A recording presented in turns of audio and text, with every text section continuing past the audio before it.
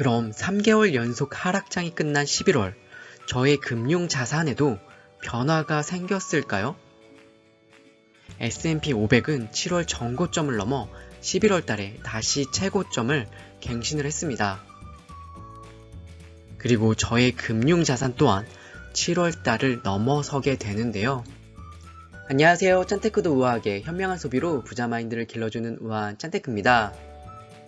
오늘의 영상이 여러분들에게 조금이라도 도움이 되셨다면 좋아요와 구독, 그리고 따뜻한 응원의 댓글 부탁드리겠습니다. 지난 영상에서 10년 S&P 500의 월별 수익률을 전부 전수조사에서 알려드렸었는데요.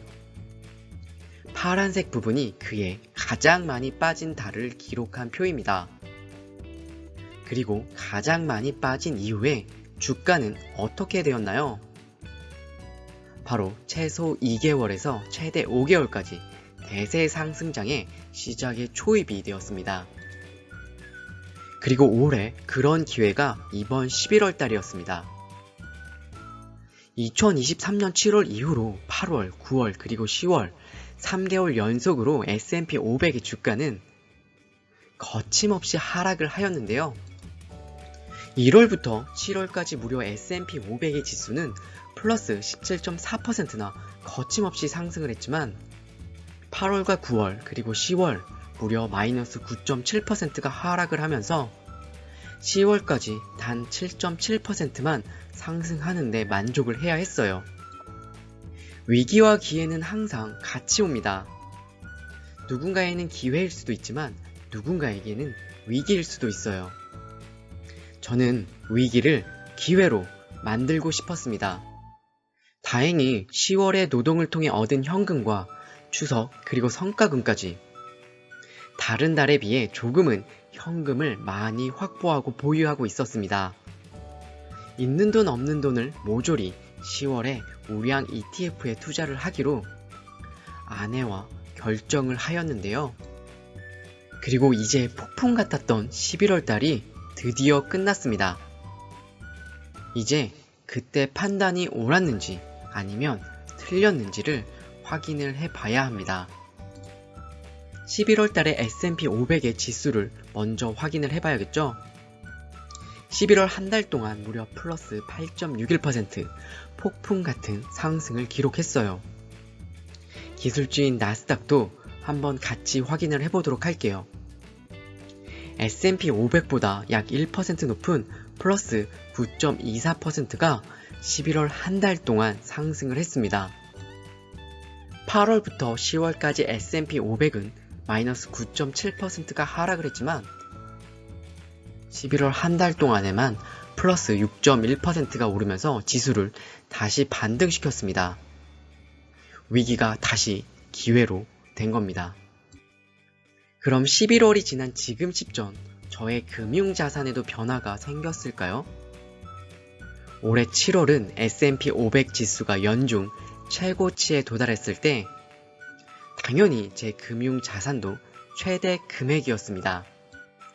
하지만 8월과 9월 그리고 10월 3개월 연속 주가가 하락을 하면서 무려 2천만 원이 넘는 손해를 기록했습니다. 그리고 주변의 많은 분들이 아직은 하락장이 끝나지 않았다 라고 이야기를 많이 하셨어요. 하지만 평소 기계처럼 월급을 받으면 매월 적립식으로 주식을 꾸준하게 매수를 해왔습니다. 그리고 다시 S&P 500의 11월 주가를 확인해 보겠습니다. 7월 전고점을 넘어 11월 달에 다시 S&P 500은 최고치를 갱신을 했는데요. 그에 따라서 저의 금융자산 또한 7월을 넘어서게 되었습니다.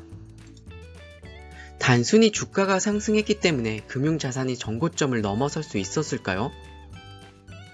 저는 나름 두 가지 이유에 주목을 했습니다. 첫 번째는 주가보다는 주식 수량에 집중했습니다. 우량주는 특히 더 수량에 집중을 하고 있는데요. 주가가 하락하는 우량주나 배당주의 경우 주가가 폭락했을 때 수량을 더 많이 모을 수 있다는 아주 좋은 기회로 저는 생각을 하고 있습니다. 그리고 주가 하락 이후에 가격 회복성 또한 더 좋습니다. 주가 하락 이후에 주가가 회복되는 속도 또한 훨씬 더 빠르죠. 두 번째는 저주가 투자를 동시에 진행했기 때문입니다. 기존에 떨어졌던 주가는 다시 올라주고 저가에 매수했던 주식 또한 다시 상승을 해서 동시에 시너지 효과가 일어난 거죠. 그리고 마지막 세 번째 이유는 운이 좋았습니다. 하지만 운이라는 것도 계속 노력하고 고민하는 사람에게만 찾아옵니다. 저는 이 현상을 운의 발견이라고 부르는데요. 여러분, 일본 야구 선수이자 지금 MLB 최고 스타 오타니 선수를 알고 계시나요? 오타니는 운을 발견하기 위해서 고등학교 때부터 길거리에 떨어진 쓰레기를 줍는다고 합니다. 그리고 최고의 스타가 된 지금까지도 쓰레기를 줍고 있죠. 저는 이 11월의 운을 위해서 무엇을 어떻게 준비하고 있었을까요? 바로 절약입니다.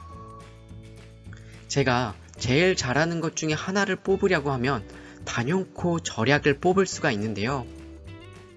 저는 아끼는 방법을 수없이 수만 번 매일매일 고민을 하고 있습니다. 그리고 항상 행동으로 옮겼죠. 제가 어떻게 절약하고 있는지, 제가 어떻게 운을 잡으려고 노력하고 있는지 알고 싶으신 분은 이 영상을 보고 오시면 절약하는 방법의 90%의 정보를 얻으실 수가 있습니다.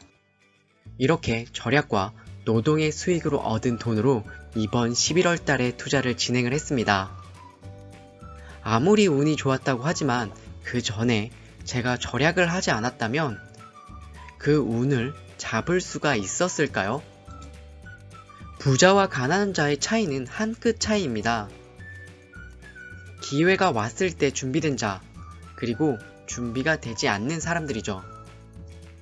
아무리 좋은 기회라도 아무것도 할 수 없다면 그건 절대로 기회라고 할 수가 없습니다.